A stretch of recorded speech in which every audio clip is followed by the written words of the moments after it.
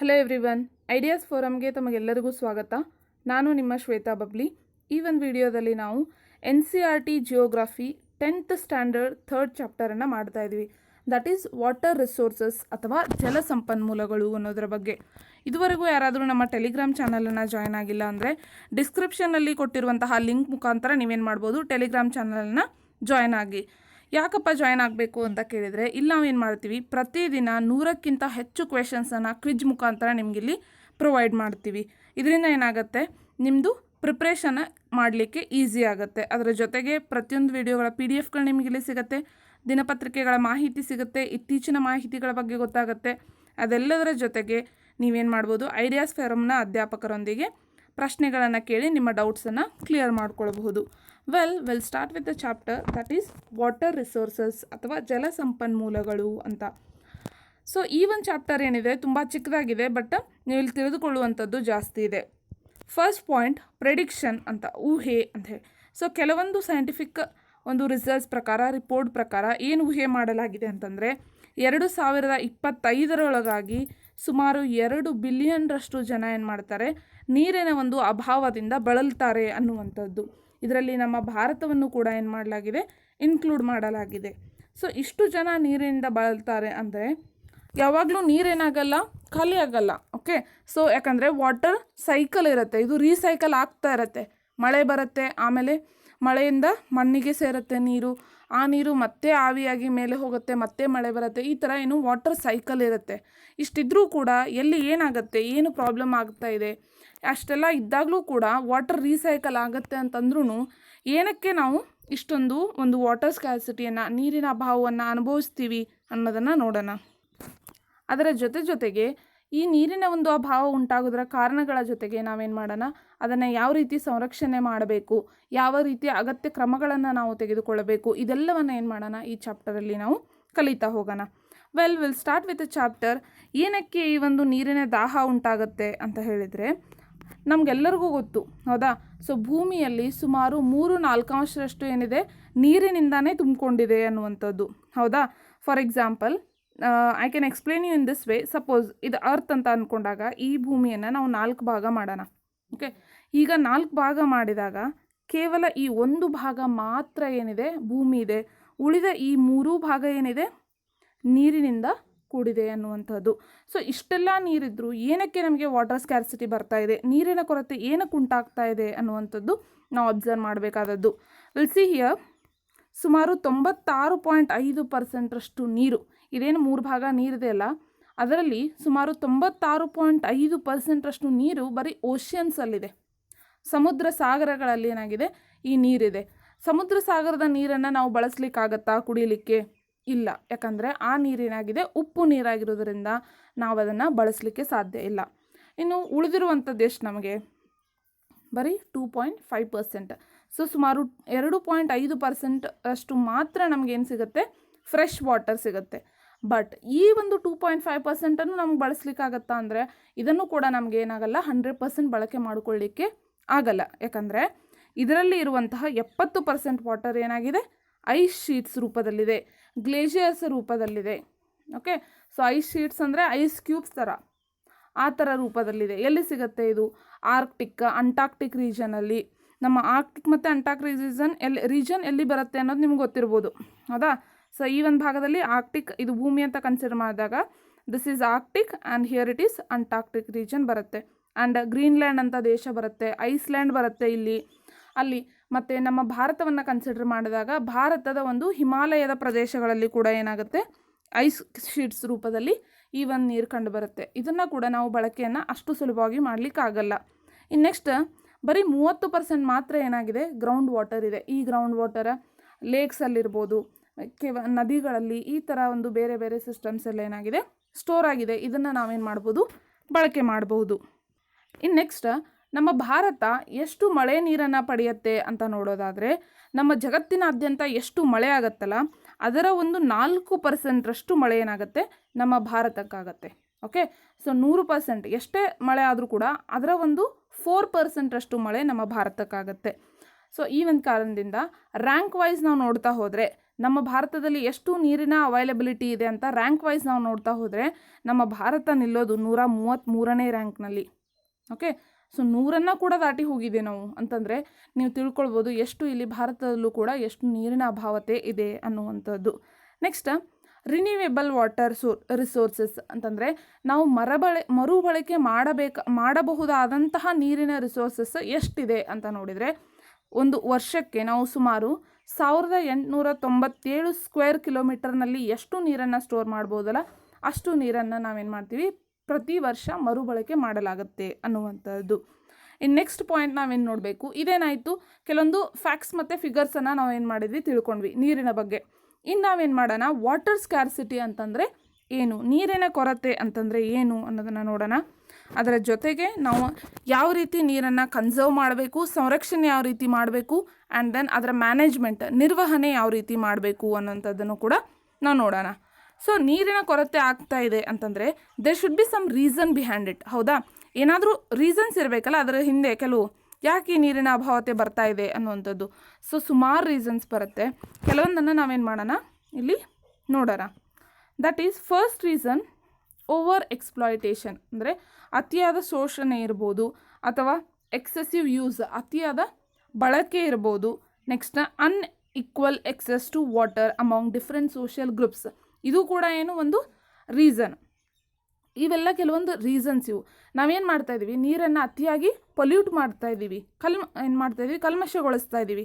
ಜೊತೆಗೆ ಎಲ್ಲಿ ನೀರಿನ ಅವೈಲಬಿಲಿಟಿ ಜಾಸ್ತಿ ಇದೆ ಅಲ್ಲೇನು ಮಾಡ್ತಾ ಇದ್ದಾರೆ, ಎಕ್ಸೆಸಿವ್ ಆಗಿ ಯೂಸ್ ಮಾಡೋದು. ಓಕೆ, ಅಗತ್ಯತೆಗೆ ಮೀರಿ ನೀರನ್ನು ಏನು ಮಾಡ್ತಾರೆ, ಯೂಸ್ ಮಾಡ್ತಾರೆ. ಇದರಿಂದ ಏನಾಗುತ್ತೆ, ನೀರು ವೇಸ್ಟ್ ಆಗಿ ಹೋಗುತ್ತೆ.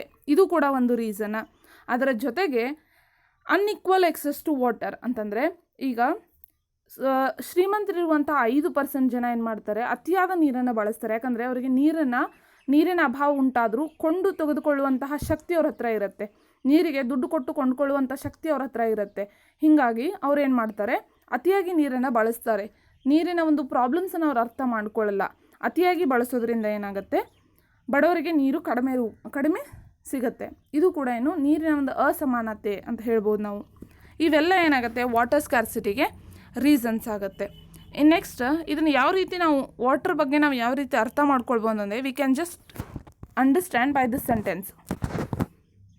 Water everywhere, not a drop to drink ಅಂತಂದರೆ ಸುತ್ತಮುತ್ತ ವಾಟರ್ ಇದೆ, ಎಲ್ಲ ಕಡೆ ನೋಡ್ದಲ್ಲೆಲ್ಲ ನೀರಿದೆ, ಆದರೂ ಏನಿಲ್ಲ ನಮಗೆ ಕುಡಿಲಿಕ್ಕೆ ಒಂದು ಹನಿ ನೀರು ಕೂಡ ಇಲ್ಲ ಅನ್ನುವಂಥದ್ದು. ಯಾಕಂದರೆ ಏನಾಗಿದೆ, ಈ ನೀರೆಲ್ಲ ಓಷನ್ ವಾಟರ್ ಆಗಿರೋದ್ರಿಂದ ಅದು ಕುಡಿಯೋಲಿಕ್ಕೆ ಯೋಗ್ಯವಾದಂಥ ನೀರಲ್ಲ. ಆ ಕಾರಣದಿಂದಾಗಿ ಈ ಒಂದು ಸೆಂಟೆನ್ಸ್ ಏನಾಗುತ್ತೆ, ಸೂಟೇಬಲ್ ಆಗುತ್ತೆ. ಸೊ ಯಾವ ರೀತಿ ಅನ್ನೋದನ್ನು ನಾನು ನಿಮಗೆ ಮೇಲ್ಗಡೆ ಫ್ಯಾಕ್ಟ್ಸ್ ಮತ್ತು ಫಿಗರ್ಸ್ ಮೂಲಕ ಎಕ್ಸ್ಪ್ಲೇನ್ ಮಾಡಿದ್ದೀನಿ ಆಲ್ರೆಡಿ. ಇನ್ನು ನೆಕ್ಸ್ಟ್ ವಾಟರನ್ನು ಕುಡಿಲಿಕ್ಕೆ ಮಾತ್ರ ಬಳಸ್ಕೊಳ್ತೀವಾ? ಇಲ್ಲ, ನಮ್ಮ ದಿನಬಳಕೆಗೆ ನಾವು ಬಳಸ್ಕೊಳ್ತೀವಿ. ಎಷ್ಟೋ ಇಂಡಸ್ಟ್ರೀಸಲ್ಲಿ ನಾವು ಏನು ಮಾಡ್ತೀವಿ, ನೀರನ್ನು ಬಳಸ್ತಾರೆ. ಇನ್ನು ಇರಿಗೇಷನ್, ನೀರಾವರಿಗೆ ನೀರನ್ನು ಬಳಸ್ತಾರೆ. ಅದರ ಜೊತೆಗೆ ಇತ್ತೀಚೆಗೆ ನಾವೇನು ಮಾಡ್ತಾಯಿದ್ವಿ, ಹೈಡ್ರೋ ಎಲೆಕ್ಟ್ರಿಕ್ ಪವರನ್ನು ಜನ್ರೇಟ್ ಮಾಡಲಿಕ್ಕೂ ಕೂಡ ನಾವೇನು ಮಾಡ್ತಾಯಿದ್ದೀವಿ, ನೀರನ್ನು ಬಳಸ್ತಾ ಇದ್ದೀವಿ. ಸೊ ಬರೀ ಇನ್ನು ಹೈಡ್ರೋ ಎಲೆಕ್ಟ್ರಿಕ್ ಪವರನ್ನು ನಾವು ಜನ್ರೇಟ್ ಮಾಡ್ತೀವಿ ಅಂತ ಅನ್ನೋದಾದರೆ ಎಷ್ಟು ಪರ್ಸೆಂಟೇಜ್ ಅದನ್ನು ಜನ್ರೇಟ್ ಮಾಡ್ತೀವಿ ನಾವು? ಟೋಟಲ್ ನಮ್ದು ಏನಾಗುತ್ತೆ, ಎಲೆಕ್ಟ್ರಿಸಿಟಿ ಎಷ್ಟು ಪ್ರೊಡ್ಯೂಸ್ ಆಗುತ್ತಲ್ಲ ಅದರ 22% ಎಲೆಕ್ಟ್ರಿಸಿಟಿ ಏನಾಗುತ್ತೆ ಈ ಒಂದು ಹೈಡ್ರೋ ಎಲೆಕ್ಟ್ರಿಕ್ ಪವರಿಂದ ನಮಗೆ ಸಿಗುತ್ತೆ ಅನ್ನುವಂಥದ್ದು. So this is also on important thing. ಇನ್ನು ನೆಕ್ಸ್ಟ್ ಬಹುಪಯೋಗಿ ನದಿ ಯೋಜನೆಗಳು ಮತ್ತು ಸಮಗ್ರ ಜಲಸಂಪನ್ಮೂಲ ನಿರ್ವಹಣೆ ಅಂತ ಅಂದರೆ multipurpose river projects and integrated water resource management ಬಗ್ಗೆ ನಾವೇನು ಮಾಡೋಣ ಇಲ್ಲಿ ನೋಡ್ತಾ ಹೋಗೋಣ. ಈ ಥರ ಪ್ರಾಜೆಕ್ಟ್ಸ್ ಅಂತ ಬಂದಾಗ, ಮಲ್ಟಿಪರ್ಪಸ್ ರಿವರ್ ಪ್ರಾಜೆಕ್ಟ್ಸ್ ಅಂತ ಬಂದಾಗ ಇದು ನಾವು ಆಧುನಿಕ ಭಾರತದಲ್ಲಿ ಮಾತ್ರ ಮಾಡಿಕೊಂಡಿರುವಂಥದ್ದಲ್ಲ, ಆಧುನಿಕ ಒಂದು ವಿಶ್ವದಲ್ಲಿ, ಆಧುನಿಕ ಜಗತ್ತಿನಲ್ಲಿ ಬಂದಿರುವಂಥ ಪ್ರಾಜೆಕ್ಟ್ಸ್ ಅಲ್ಲ. ಇವೇನಿದು ಹಿಸ್ಟಾರಿಕಲ್ ಟೈಮಲ್ಲೂ ಏನು ಮಾಡ್ತಾಯಿದ್ರು, ಈ ಒಂದು ಪ್ರಾಜೆಕ್ಟ್ಸನ್ನು ಮಾಡ್ತಾಯಿದ್ರು. ಬಟ್ ರೀತಿ ಬೇರೆ ಬೇರೆ ಇತ್ತು ಅನ್ನುವಂಥದ್ದು. ನೆಕ್ಸ್ಟ್ ಯಾವ ಥರ ಕೆಲವೊಂದು ಎಕ್ಸಾಂಪಲ್ಸನ್ನು ನಾವಿಲ್ಲಿ ನೋಡೋಣ. ಫಸ್ಟ್ ಎಕ್ಸಾಂಪಲನ್ನು ನಾವು ನೋಡೋದಾದರೆ 1st ಸೆಂಚುರಿ BCಯಲ್ಲಿ ಶ್ರೀರಂಗವೇರಪುರ ಅಂಥೇಳಿ ಬರುತ್ತೆ. ಇದೆಲ್ಲಂದರೆ ಅಲಹಾಬಾದ್, ಉತ್ತರ ಪ್ರದೇಶದಲ್ಲಿ ಬರುವಂಥ ಒಂದು ಹಳ್ಳಿ ಅಂತ ಹೇಳ್ಬೋದು ನಾವು. ಇಲ್ಲೇನು ಮಾಡ್ತಾಯಿದ್ರು, ಗಂಗಾ ನದಿಯ ನೀರನ್ನು ಇವಾಗ ಪ್ರವಾಹ ಎಲ್ಲ ಬಂದಾಗ ಆ ನೀರನ್ನು ಏನು ಮಾಡ್ತಾಯಿದ್ರು, ಚಾನಲೈಸ್ ಮಾಡ್ತಾಯಿದ್ರು. ಅಂದರೆ ಕಾಲುವೆ ಥರ ಮಾಡಿ ಏನು ಮಾಡೋದು, ಆ ನೀರನ್ನು ಇರಿಗೇಷನ್ಗೆ, ನೀರಾವರಿಗೆ ಬಳಸ್ಕೊಳ್ಳಲಿಕ್ಕೆ ಯೂಸ್ ಮಾಡುವಂಥದ್ದು, ಸ್ಟೋರ್ ಮಾಡಿಟ್ಟು. ಇದು 1st ಸೆಂಚುರಿ, ಅದು ಬಿಫೋರ್ ಕ್ರಿಸ್ತ. ಓಕೆ, ಕ್ರಿಸ್ತನ ಜನನ ಆಗೋಕ್ಕಿಂತ ಮುಂಚಿದ್ದನ್ನು ನಾವೇನು ಹೇಳ್ತೀವಿ, ಬಿಫೋರ್ ಕ್ರಿಸ್ತ ಅಂತ ಹೇಳ್ತೀವಿ. ಕ್ರಿಸ್ತ ಹುಟ್ಟಿದ ನಂತರದ ಕಾಲವನ್ನು ನಾವೇನಂತ ಹೇಳ್ತೀವಿ, ಆ್ಯನಡೊಮಿನಿ. ಆಫ್ಟರ್ ಆ್ಯನಡೊಮಿನಿ ಅಂತಲೂ AD ಅಂತಲೂ ಹಾಕ್ತೀವಿ, ಅಥವಾ ಆಫ್ಟರ್ ಕ್ರಿಸ್ತ ಅಂತ ಹೇಳ್ಬೋದು ನಾವು. ಇನ್ನು ನೆಕ್ಸ್ಟ್ ಚಂದ್ರಗುಪ್ತ ಮೌರ್ಯ. ಸೊ ಈ ಚಂದ್ರಗುಪ್ತ ಮೌರ್ಯನ ಕಾಲದಲ್ಲೂ ಏನಾಗಿತ್ತು, ಡ್ಯಾಮ್ಸನ್ನು ಕನ್ಸ್ಟ್ರಕ್ಟ್ ಮಾಡಲಾಗ್ತಿತ್ತು, ಸರೋವರಗಳನ್ನು ಮಾಡಲಾಗ್ತಾ ಇತ್ತು, ಆ್ಯಂಡ್ ದೆನ್ ಇರಿಗೇಷನ್ ಸಿಸ್ಟಮ್ ಅಂದರೆ ನೀರಾವರಿ ಕೂಡ ಇತ್ತು. ಇನ್ನು ನೆಕ್ಸ್ಟ್ ಕಳಿಂಗ, ಒಡಿಸ್ಸಾದಲ್ಲಿ ಕಳಿಂಗ ಅನ್ನುವಂಥದ್ದು, ನಾಗಾರ್ಜುನಕೊಂಡ ಆಂಧ್ರ ಪ್ರದೇಶದಲ್ಲಿ ಬರುತ್ತೆ, ಇನ್ನು ಬೆನ್ನೂರು ನಮ್ಮ ಕರ್ನಾಟಕದಲ್ಲಿ ಬರುತ್ತೆ, ಕೊಲ್ಹಾಪುರ ಮಹಾರಾಷ್ಟ್ರದಲ್ಲಿ. ಸೊ ಇವೆಲ್ಲ ಏನು ಇರಿಗೇಷನ್ ವರ್ಕ್ಸ್ ಇಲ್ಲಿ ಕೂಡ ಇತ್ತು ಅನ್ನೋದಕ್ಕೆ ಎಕ್ಸಾಂಪಲ್ಸ್ ಇವು. ಇನ್ನು ನೆಕ್ಸ್ಟ್ 11ನೇ ಸೆಂಚುರಿಯಲ್ಲಿ ಭೋಪಾಲ್ ಲೇಕ್ ಅಂತ ಹೇಳಿ ಒಂದು ಲೇಕನ್ನು ಕಟ್ಟಿಸಲಾಗುತ್ತೆ. ಭೋಪಾಲ್ ಬರೋದು ಮಧ್ಯಪ್ರದೇಶದಲ್ಲಿ. ಸೊ ಭೋಪಾಲ್ ಲೇಕ್, ಈ ಒಂದು ಲೇಕ್ ಸರೋವರ ಎಂಥದ್ದಾಗಿತ್ತಂದರೆ this is a artificial lake. ಇದು ಆ ಒಂದು ಟೈಮಲ್ಲಿ ಕಟ್ಟಿರುವಂತಹ ಅತಿ ದೊಡ್ಡದಾದ ಆರ್ಟಿಫಿಷಿಯಲ್ ಲೇಕ್ ಯಾವುದು ಅಂತ ಕೇಳಿದರೆ ದಟ್ ಈಸ್ ಭೋಪಾಲ್ ಲೇಕ್ ಅನ್ನುವಂಥದ್ದು. ಇನ್ನು ನೆಕ್ಸ್ಟ್ 14th ಸೆಂಚುರಿಯಲ್ಲಿ ಇಲ್ತಮಿಷ್ ಅಂತ ಬರ್ತಾನೆ. ಸೊ ಈ ಇಲ್ತಮಿಷ್ ಏನು ಮಾಡ್ತಾನೆ, ಟ್ಯಾಂಕನ್ನು, ನೀರಿನ ಒಂದು ಟ್ಯಾಂಕನ್ನು ಕಟ್ಟಿಸ್ತಾನೆ ಇನ್ ಹೌಸ್ ಖಾಸ್, ಡೆಲ್ಲಿ ಒಳಗಡೆ. ಸೊ ಇವೆಲ್ಲ ಏನು ಹಿಸ್ಟಾರಿಕಲ್ ಪೀರಿಯಡಲ್ಲಿ ಏನು ಮಾಡಿದರು, ನೀರನ್ನು ಯಾವ ರೀತಿ ಬಳಸ್ತಾ ಇದ್ರು, ಯಾವ ರೀತಿ ಸಂರಕ್ಷಣೆ ಮಾಡ್ತಿದ್ರು ಅಥವಾ ಮಲ್ಟಿಪರ್ಪಸ್ಗೆ ಬಳಸ್ತಾ ಇದ್ರು ಅನ್ನೋದಕ್ಕೆ ಕೆಲವೊಂದು ಎಕ್ಸಾಂಪಲ್ಸ್. ನೆಕ್ಸ್ಟ್ ಈ ಒಂದು ರೀಸೆಂಟ್ ಆಧುನಿಕ ಭಾರತದಲ್ಲಿ ನಾವು ಜಾಸ್ತಿ ಏನು ಮಾಡ್ತೀವಿ, ನೀರನ್ನು ಡ್ಯಾಮ್ನಲ್ಲಿ ಏನು ಮಾಡ್ತೀವಿ, ಸಂಗ್ರಹಣೆ ಮಾಡ್ತೀವಿ. ಹೌದಾ? ಸೊ ಡ್ಯಾಮ್ಸ್ ಅಂತಂದರೆ ಏನು, ನೀರನ್ನು ಸಂಗ್ರಹಣೆ ಮಾಡಿ ಅದನ್ನು ಏನು ಮಾಡೋದು, ಬೇರೆ ಬೇರೆ ಒಂದು ಅಗತ್ಯತೆಗಳಿಗೆ ಬಳಸಿಕೊಳ್ಳುವುದಕ್ಕೆ ಡ್ಯಾಮ್ಸನ್ನು ನಾವು ಕಟ್ಟಿಸ್ತೀವಿ. ವೆಲ್, ಯಾವ ಯಾವ ಯೂಸಸ್ ಇದೆ ಡ್ಯಾಮ್ಸಿಂದ, ನಾವು ಯಾವ ರೀತಿ ಬಳಕೆಯನ್ನು ಮಾಡ್ತೀವಿ, ಏನೇನು ಯೂಸಸ್ ಇದ್ದಾವೆ ಇದರಲ್ಲಿ ಅಂತ ನೋಡೋದಾದರೆ, ಫಸ್ಟ್ ಒನ್ ಇರಿಗೇಷನ್. ಅಂದರೆ ನಾವೇನು ಮಾಡ್ತೀವಿ, ನೀರಾವರಿಗೆ ಏನು ಮಾಡ್ತೀವಿ, ಇದನ್ನು ಬಳಸಿಕೊಳ್ತೀವಿ. ಹೌದಾ? ಸೊ ನೀರಾವರಿಯ ಜೊತೆಗೆ ಇನ್ನು ಎಲೆಕ್ಟ್ರಿಕ್ ಜನರೇಷನ್, ಓಕೆ, ಎಲೆಕ್ಟ್ರಿಸಿಟಿ ಜನ್ರೇಷನ್ಗೂ ಕೂಡ ಏನು ಮಾಡ್ತೀವಿ, ನಾವು ಡ್ಯಾಮ್ಸನ್ನು ಬಳಸ್ಕೊಳ್ತೀವಿ.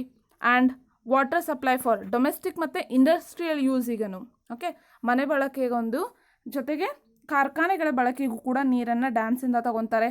ಅದರ ಜೊತೆಗೆ ರಿಕ್ರಿಯೇಷನ್ ಅಂತಂದರೆ ಮನರಂಜನೆಗಾಗಿ, ದೆನ್ ಇನ್ಲ್ಯಾಂಡ್ ನ್ಯಾವಿಗೇಷನ್, ಒಳನಾಡು ಸಂಚರಣೆಗಾಗಿ, ಗೂಡ್ಸ್ ಎಲ್ಲ ಏನು ಮಾಡ್ಬೋದು, ರಸ್ತೆ ಮುಖಾಂತರ ಕೆಲವೊಂದು ಹೆವಿ ಗೂಡ್ಸನ್ನು ನಾವು ರಸ್ತೆ ಮುಖಾಂತರ ಸಾಗಾಣಿಕೆ ಮಾಡಲಿಕ್ಕೆ ಕಷ್ಟ ಆಗುತ್ತೆ, ಅವನ್ನೇನು ಮಾಡ್ತಾರೆ, ನೀರಿನ ಮುಖಾಂತರ ಏನು ಮಾಡ್ತಾರೆ, ಸಾಗಾಣಿಕೆ ಮಾಡ್ತಾರೆ, ಆ ಒಂದು ಪರ್ಪಸ್ಗಾಗಿ.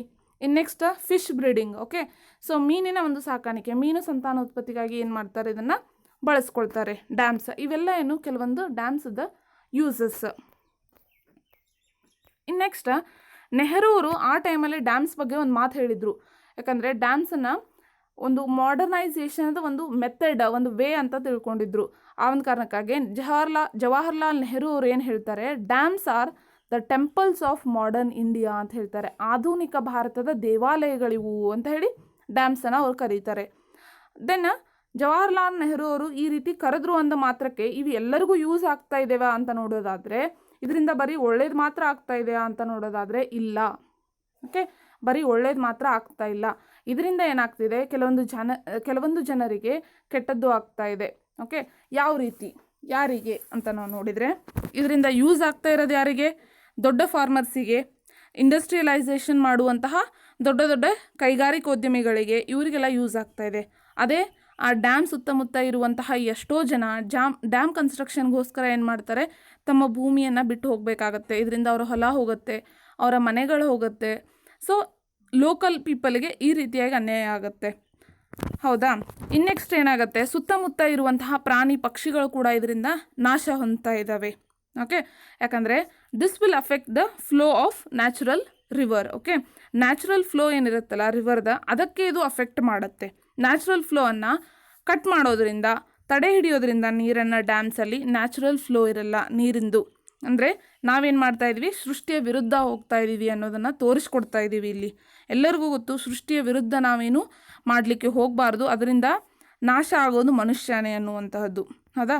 ಅದರ ಜೊತೆಗೆ ಫ್ರಾಗ್ಮೆಂಟ್ ರಿವರ್ ಅಂತಂದರೆ, ಫಾರ್ ಎಕ್ಸಾಂಪಲ್ ಇವಾಗ ಇಲ್ಲಿ ರಿವರ್ ಹರಿತಾ ಇದೆ, ನಾವೇನು ಮಾಡ್ತೀವಿ, ಇಲ್ಲಿ ಡ್ಯಾಮನ್ನು ಕಟ್ಟಿದ್ವಿ. ಅವಾಗ ಏನಾಗುತ್ತೆ, ಇಲ್ಲಿಂದ ಸಪೋಸ್ ಈ ರಿವರ್ದು ಫ್ಲೋ ಈ ಥರ ಇತ್ತು, ನೆಕ್ಸ್ಟ್ ಇಲ್ಲಿಂದ ಕೆಲವೊಂದು ಉಪನದಿಗಳು ಇದಕ್ಕೆ ಸೇರಿಕೊಂಡು ಇದೇನಾಗುತ್ತೆ ಕೊನೆಗೆ ಸಮುದ್ರವನ್ನು ಸೇರ್ತಾ ಇತ್ತು. ಬಟ್ ನಾವೇನು ಮಾಡಿದ್ವಿ, ಇಲ್ಲಿ ಡ್ಯಾಮನ್ನು ಕಟ್ಟಿದ್ವಿ.